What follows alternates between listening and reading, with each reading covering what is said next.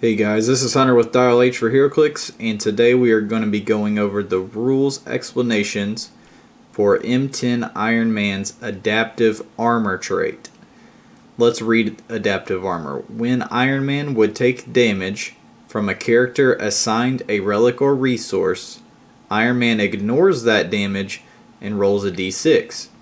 On a result of 1 to 3, deal Iron Man 1 unavoidable damage. This ability can't be ignored. We're going to go over this power because I feel like this is a hot piece that's going to get played quite a bit. It's a very strong piece, but it's also one that his trait is going to come into question quite a bit here over the next few months by a lot of players who aren't familiar with him. So I want to go over him, him for that reason, but also because this trait lets me go over the steps of damage or the steps of an attack. And that's something that I want to cover in one of these videos for players who aren't familiar with it. And the details and the inner workings of this trait lets Iron Man use Impervious that he possesses along with his trait. And going through the damage steps will explain how he gets to do those.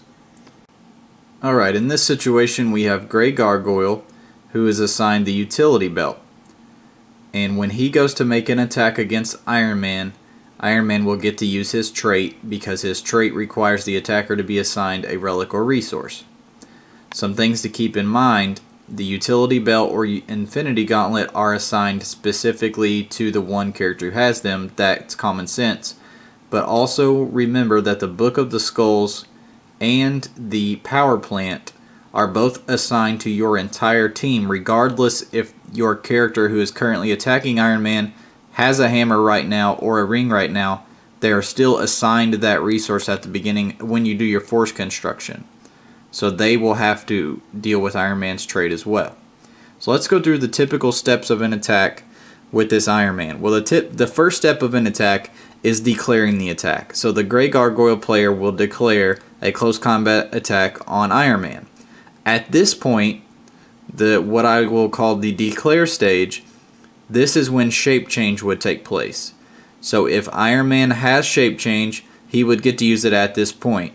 Once that resolves, then you would move on to the second part of an attack, where I like to call, I'll just call it roll attack.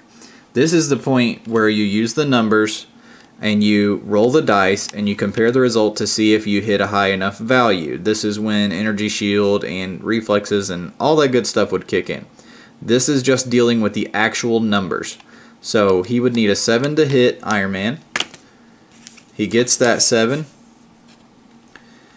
Now we move on to the third stage of the attack, which is evade attack. This is when, if you have a super senses or some other special power that allows you to evade an attack, then this is when that part, you would get to do that. The attack rolled high enough to hit, but at this point it technically has not hit yet until Iron Man gets his chance to evade.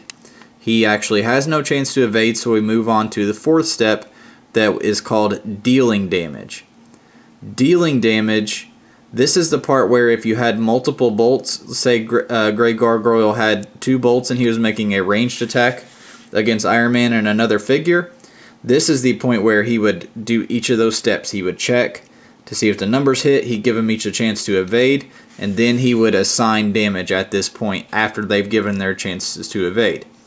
So in this situation, though, we're just doing a close combat attack, so he decides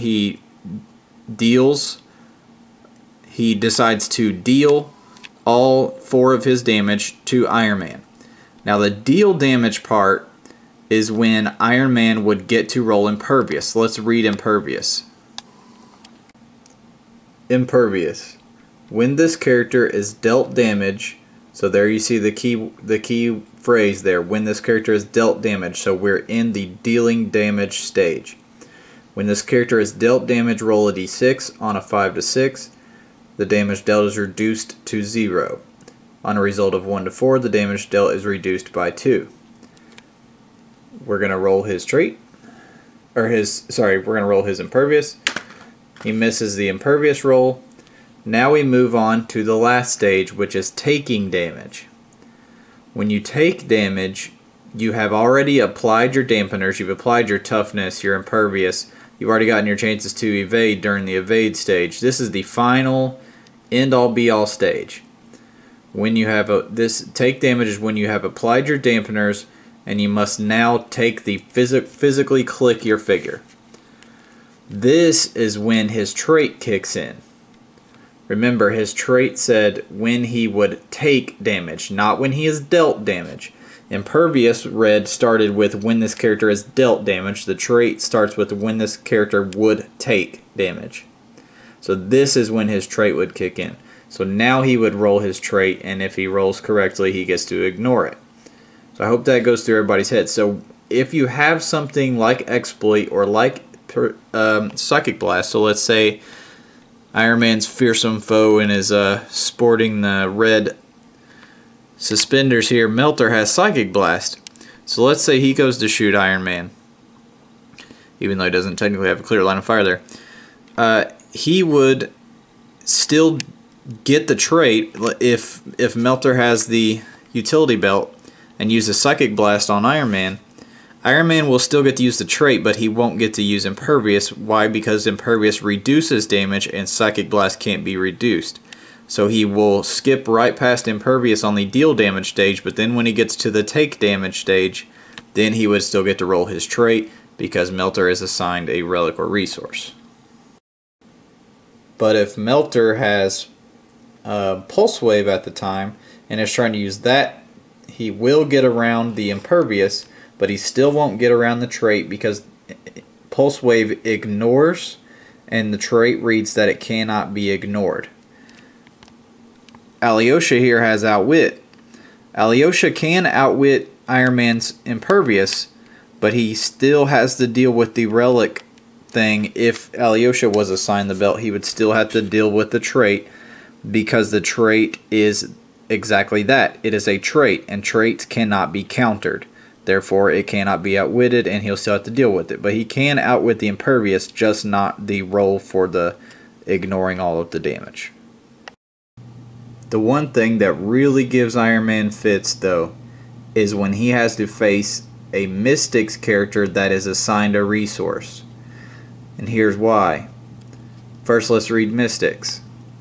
When this character would take damage, the person hitting them takes 1 unavoidable damage. Now, Iron Man will hit Scarlet Witch. He will take the 1 damage from Mystics. However, now he has taken 1 damage from a character assigned a resource. So if we look at his trait again, Iron Man now has to roll and see if he has to take yet another click of damage because he has just been dealt damage from a character who is assigned a resource. His trait does not say that it has to be an attack from a character that has a resource. It just says be dealt damage. That's important to note because Mystic's last line says it is not an attack. But like I said, Iron Man's trait does not need an attack to be done. He just needs to be dealt damage from a character assigned a relic or resource. So when he hits a person with Mystics, he may end up taking 2 damage. So you may be saying, man, this guy is really good. What the heck am I supposed to do against him aside from me having a Mystic that gives him trouble? Other than that, this guy is really hard to hit. Well, for one thing, he's a little balanced because of his point cost. He costs quite a few points for how many few clicks of life he has. If you look at him on the HC Realms unit section, you'll see what I mean. One tactic that you can use for taking this guy down, provided that he doesn't have something that lets him not be outwitted, only thing I can think of at the moment off the top of my head is if he had a full Infinity Gauntlet, his powers couldn't be countered. But as he stands normally, he can be countered. So what you can do are some possibilities. You have Outwit to outwit. If you want to go for damage, you can outwit his Impervious, and then you can then apply your poison and he'll get the roll, but that's still a 50-50 chance at a free damage. Even if he hits it, now you can go ahead and flurry, and you're going to get a couple chances to hit him. He's eventually going to miss that 50-50 rolls. And you could also, here's one key thing to think about, use your Outwit on his Indomitable and then hit him with Incap. NCAP and Outwit are your two best friends against this Iron Man. You really definitely need Outwit, and you also need NCAP. Because if you have NCAP, even if this guy still has, even if you don't have Outwit, even if he still has Indomitable, he costs so many points. If you can slow him down, you can eventually hit him so many times that he's going to lose. He's going to miss that roll, and you're going to ping him down. So in summation, the trait is really strong. Adaptive armor is very good. We've explained that he gets to use his impervious, and then he gets to use his trait, and that is because of the order of steps that you take when you process an attack. Impervious kicks in when you deal damage, his trait kicks in when you take damage, which are two separate steps. We also talked about you can't pulse wave it to ignore it because it says it can't be ignored, and you of course cannot outwit it because you cannot counter a trait. We talked about that Mystics, a Mystics character who is assigned a resource gives him tons of trouble. Outside of that, your best bets are NCAP, outwitting his either Indom or Impervious and trying to get multiple hits in on him, and just swarming him, slowing him down while you eventually take enough shots at him to ping him down because he is an expensive figure and doesn't have very many clicks of life. Thank you guys for checking out the video. If there are any other characters you would like me to cover in this rules explanation series, please comment below. Please like and share and comment and subscribe to our YouTube channel. And check out our podcast, Dial H for Heroclix. It can be found weekly on iTunes, YouTube, and dialh4heroclix.podbean.com.